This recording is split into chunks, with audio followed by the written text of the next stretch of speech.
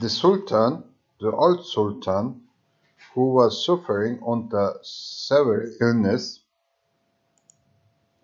joined the force which some of his faithful followers had collected for his defense. But he wept bitterly on seeing the standards of Selim's troops, and at the prospect of encountering his own child in battle. In this mood, he was easily persuaded to negotiate by the Bey of Romania, who strove to avert the unnatural conflict and acted as mediator between father and son. Selim received the European government of Samandra, and the Sultan promised not to abdicate in favor of his brother Ahmad, who was known to be the old man's favorite child. While these events were passing in Europe, Asia Minor was troubled by the machinations of the other two princes, Korkut and Ahmed, and still more by the hordes of brigands, who, under the feeble sovereignty of Bayezid, long infested the kingdom, and the last formed a regular army in conjunction with the numerous devotees of the Shia sect, who at that time abundant in Asia Minor. They professed unbounded veneration for the great Shia prince, the Persian ruler Shah Ismail, and the leader of this mixed force of ruffians and fanatics took the name of Shia Qoli, which means slave of the Shah, Shah Qoli. But the Ottomans called him Shaitan Qoli, which means slave of the devil. He defeated several detachments of the Sultan's troops, and at last it was thought necessary to send the Grand Vizier against him. The devil's slave resisted skillfully and desperately, and both he and the Vizier at last perished in an obstinate battle which was fought near Sarımçaklık in August 1511. Selim took advantage of these disturbances as pretext for his keeping an army together to be ready for any emergencies of the state. At last he forcibly entered Adrianople and assumed the rights of an independent sovereign. Some, however, of the Ottoman soldiery were yet averse to the dethronement of their old sovereign, and Bayezid marched upon Adrianople with a true saw his small army. Selim came out with his troops to meet him, and the old sultan was with difficulty persuaded to give the order to engage his rebellious son. At length Bayezid raised himself on the cautious of his litter and called out to his army, "My slaves, you who eat my bread, attack those traitors." 10,000 loyal soldiers at once raised the battle cry of "God is great," and rushed upon the rebel ranks. Selim's troops were broken by the charge, and fled in disorder, and Selim was in debt for his safety to the fleetness of his horse, called Karabulut, the Black Cloud, and to the devotion of his friend Ferhat,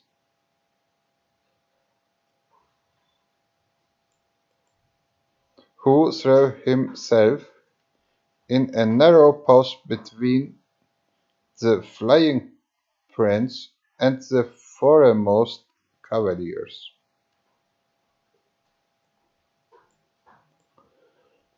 of the pursuers.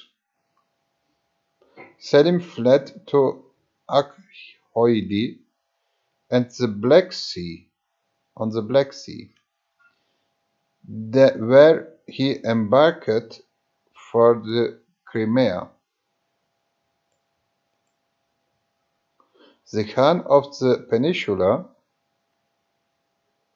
was his father-in-law, and Selim was soon at the head of a new army of Tatar allies and Turkish malcontents, and in readiness to strike another blow for the throne.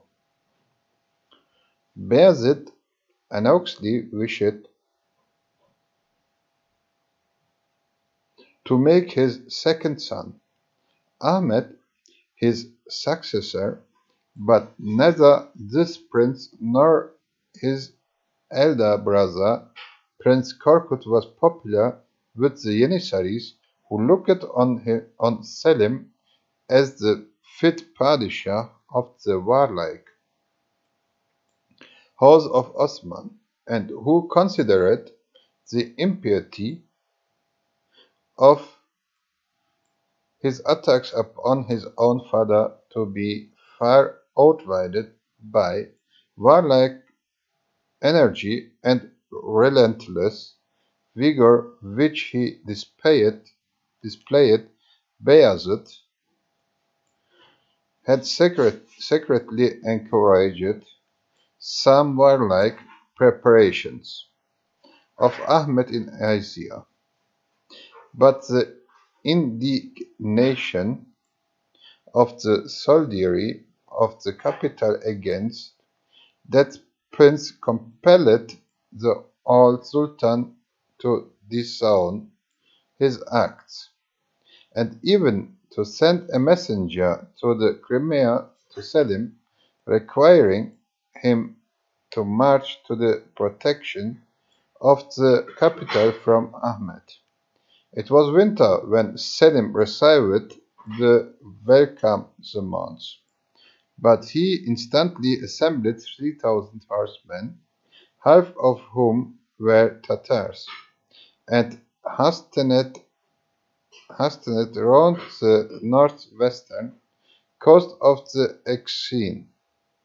Many of his followers perished by the severity of the cold and the length of rapidity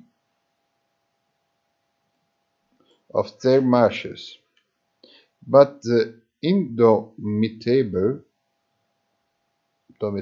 Selim still pressed forward. He crossed the Dniester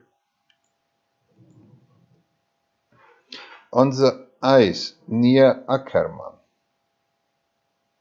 and disregarding an injunction which the terrified Bayezid sent him to repair to his government at Samandra, he continued his progress towards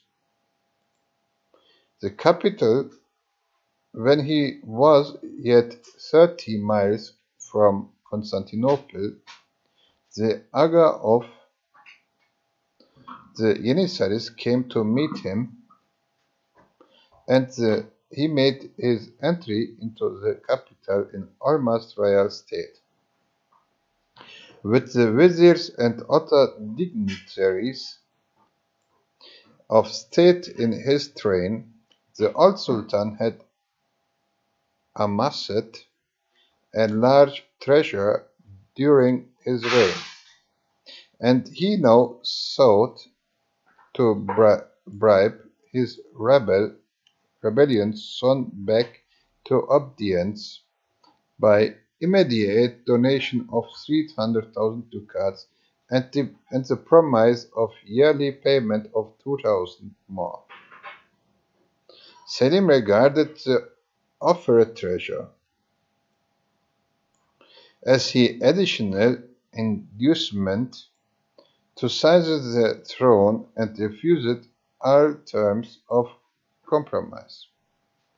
Bayezid still occupied the royal palace, the Sarai, but on the 25th of April 1512, the Janissaries, the Sipahis, and the turbulent population of Constantinople assembled before the palace gates and demanded to see Sultan. The gates of the Zerail were thrown open, and Bayezid received them. Seated on his throne, he asked them, but it was they desired, and the populace cried with one voice, "Our Padishah is old and sickly, and we will that Selim shall be the Sultan." 12,000 Janissaries followed up to the popular demand by shouting their formidable battle cry.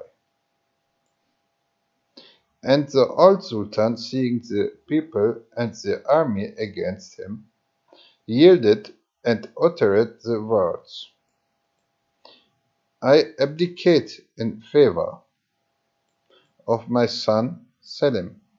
May God grant him a prosperous reign."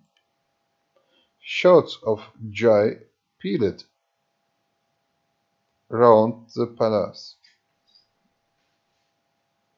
and through the city at this announcement.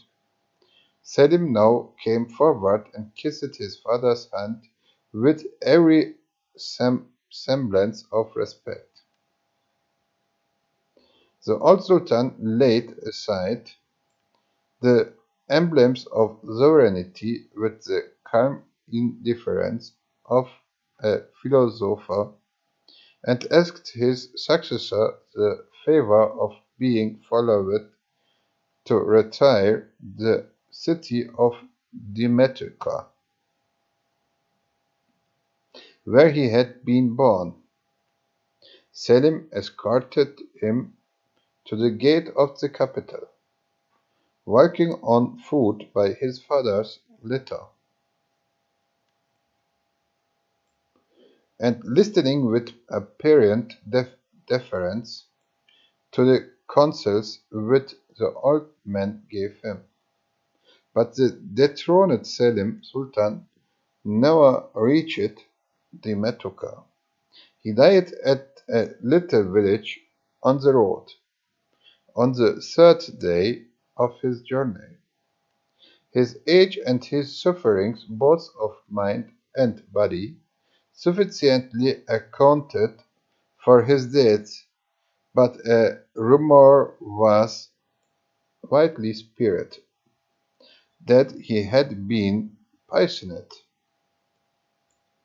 by an emissary of his son. The savage character of Selim may be thought justly to have exposed him to suspicion, but there seems to have been no clear evidence of the horrible charge.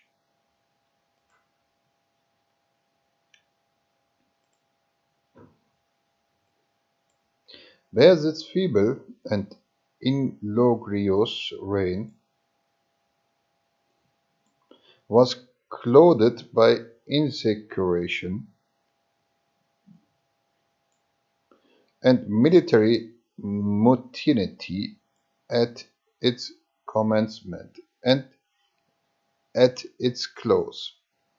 Nor were these the only scenes in which the insolent power of the soldiery and the infirmity of Bayezid's government were displayed. At one period during the reign, the vice of drunkenness had become of common in Constantinople, that Bayezid published an edict threatening to punishment of death to all who were detached in using wine, and ordering all the public places at which he had been sold to be closed. But the Janissaries assembled, and breaking the taverns and wine stores open, forced their proprietors to resume their trade. And Bayezid, alarmed at the danger and traitors of these perilous guardians of his throne, withdrew the obnoxious edict 4 days after it had been pronounced. Had Bayezid been succeeded on the Turkish throne by princes of a character like his own, there seems little doubt that the decline of the Ottoman power would have been accelerated by many years, but the stern energy of Selim and the imperial genius of the great Suleiman not only gave the Turkish Empire half a century of further conquest and augmented glory, but reignited the whole system of government so as long to delay the working of corruption. It is in the reign of Bayezid II that the ominous name of Russia first appears in Turkish history. In 1492, the Tsar Ivan III wrote a letter to Bayezid on the subject to certain exactions which had recently been practiced on Russian merchants in Turkey, and proposing a diplomatic intercourse between the two empires. 3 years afterwards, Mikhail Pletchayev, the first Russian ambassador, appeared at Constantinople. He was strictly enjoined by his master not to bow the knee to the Sultan, and not to allow precedence to any other ambassador at the Ottoman court. Pletchayev appears to have displayed such arrogance as justly to offer it the Sultan. Bayezid stated in a letter on the subject to the Khan of the Krim, who had exerted himself to promote friendship between their empires, that he was accustomed to receive respect from the powers of the East and the West, and blushed at the thought of submitting to such rudeness.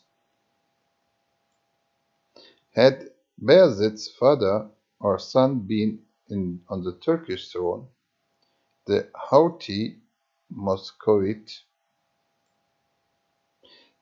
would probably have received a sharper chastisement, and then the mild mark of obstinate dignity which Bayezid displayed by sending no ambassador to Russia in return. No one at Bayezid's court could foresee that in the rude power of the far north, whose emissaries then excited the contemptuous indignation of the proud and polished Osmanis, was reared the deedless fear that the house of the Osman was ever to encounter. Chapter 8